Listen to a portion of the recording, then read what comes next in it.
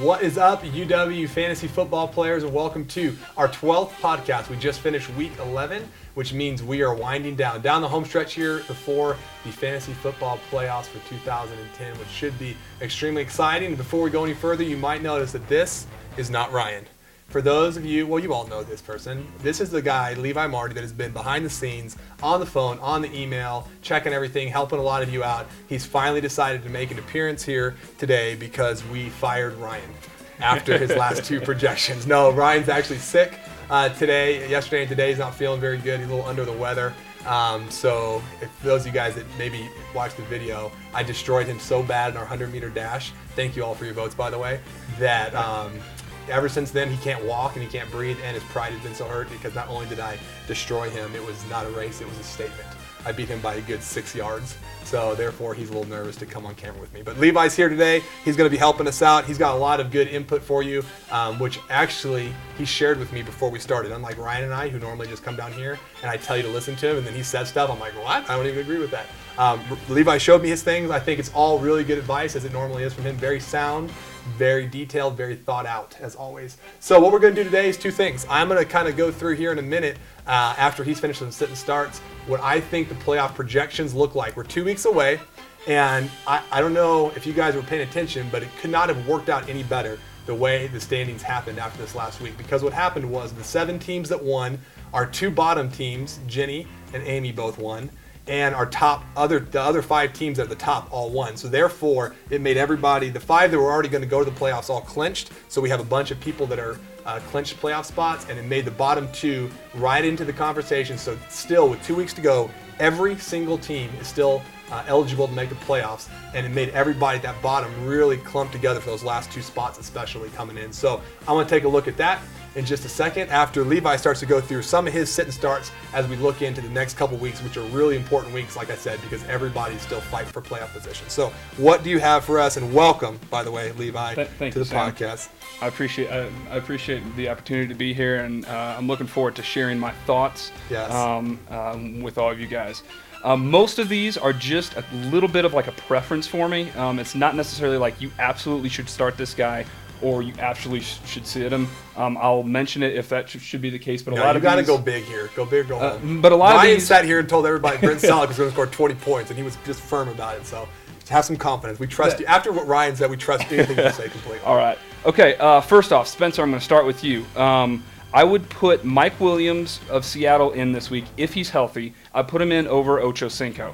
Ocho Cinco might get a few touches since T.O. is going to be on Revis Island this week, but I still like Mike Williams a little bit better if he's healthy this week. Yeah, and you know Spencer loves the Jets, so he really probably thinks that neither one of those guys are going to catch a pass, so he'd probably have an easy time starting Very true. this week. And by the way, can I just say, for everybody out there, Spencer just started his basketball season. His team is 1-1 after their first 2 games down in St. Louis this weekend. Spencer, you only took 2 shots over the whole weekend. From UW Sports Ministry to you, we all want you to shoot more. Absolutely. Because you're a baller, and you're representing all of us, so be a little selfish. Take some more shots. Okay, and also, Spencer, the other guy that I would start is Joel Dreesen this week.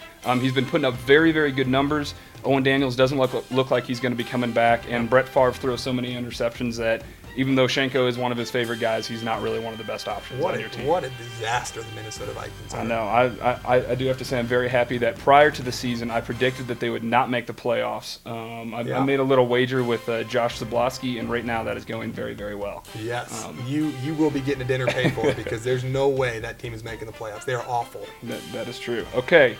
Amy Lind, although you're standing right behind the camera right now, I would suggest that you put in Santana Moss this week over Mike Thomas. I think both guys are going to be decent, but I like Santana a little bit better this week. Yeah, a little easier since he scored a touchdown last week. Yep. But I'm a big Mike Thomas fan because those of you guys that don't know, first of all, most of you have never heard of Mike Thomas because you're not hardcore like I am. But he's a University of Arizona Wildcat. And he's actually the all-time Pac-10 leading receiver of all time. Most yards ever from a receiver, Mike Thomas. So. And also, even though I know you're not going to do this, I think Sean Hill is actually going to have a better week than Aaron Rodgers this week. So I would suggest you starting him, even though I know that's not going to actually happen. Yeah. But yeah, I'll just throw that one out. Side note, by the way, because as he mentioned, Amy Lind is behind the camera today. Normally Jess is there. Jess, if you ever watch this, which chances of that happening are small, but I'll tell you to watch it and then you will. Everybody, just if you see Jess or text her, Facebook her, congratulate congratulations to her. She won last week the UW's first ever Survivor League for picking the right team every week. So Jess was our 2010 the inaugural champ for Survivor. So good job, Jess. Yeah, very good job. She's back home for Thanksgiving right now, and we're proud of her. Pumped up for her winning that one in the office. So she's not here to say that too, but Amy's stepping in for her today. She does it all, man. One week Amy's up here being Aaron Andrews, now she's filming us. Man, she does a little bit of everything. Yeah, she's doing a great job. Yeah. Okay, on to Seth. I would add Derek Hagan. He's a wide receiver for the Giants. He's now been moved into the number 2 spot. He hasn't really played all year, but because Hakeem Nicks and Steve Smith are both out, and the fact that they're playing the Jacksonville Jaguars, who are not a very good, do not have a good pass defense, which I hate to say because I'm a Jaguars fan. Yep. But it's true, and I think the Giants are going to be throwing the ball a lot. I would add him. I would drop Sebastian Janikowski, and I would put Derek Hagan in for Kevin Walter this week. Yeah, good call. Hagan had a touchdown last week. I forget who they were playing. And Janikowski, I guess, is out for the season. I think so. And you already have 2 kickers, and there's really no point in doing that unless your one guy is on a bye and you absolutely love that guy. That would be the only instance. This is the guy that drafted a kicker in the 3rd round of our league, so maybe he just likes kickers a lot. So. Maybe so. Okay. Ryan Newton. There's a couple guys that I would like you to start this week. First of all is Matt Schaub. I think he'll be having a fairly good week this week. He's playing at home, and I would put him in for Ryan Fitzpatrick. Fitzpatrick has been very good so far this year, but he's going up against Pittsburgh's defense, and that makes me want to think he's going to be a little bit shaky, although he's been a great option so far this year. Also, I would put in Vincent Jackson go Chargers. over Devin Hester. Jackson, it's going to be his first week back, so you might think that he might be a little bit rusty, but pretty much everyone on the Chargers is hurt, so he's going to be like their only guy to go to. Yeah, Patrick Creighton got hurt, your ex-Cowboy, and he's out probably this week after having been really good. And Vincent Jackson, even though it's his first game, he's been suspended, but he's been practicing for 4 weeks, so he's been out there running routes, and he's ready to go. Yeah, just like the Chargers, they're on fire right now. Yeah, I think they might lose to Indy this week, even though it should be a great game. It's going to be a good game. Chargers is going all the way. Everything's going good for me right now. All right, Farley. I would switch your quarterbacks around. I know Tom Brady's going up against Detroit, but to be honest, I think Eli's going to have a much, much better week. Eli's at home playing the Jaguars, and as I said earlier, the Jaguars have a terrible pass defense. And to be honest, I haven't been a huge fan of Brady overall this year. He had a great game up against Pittsburgh, but ever since they traded away Moss, he's just been a completely different quarterback, going back to the way he was several years ago before they even got Moss. 2 things I like. Number 1, Tom Brady's hair.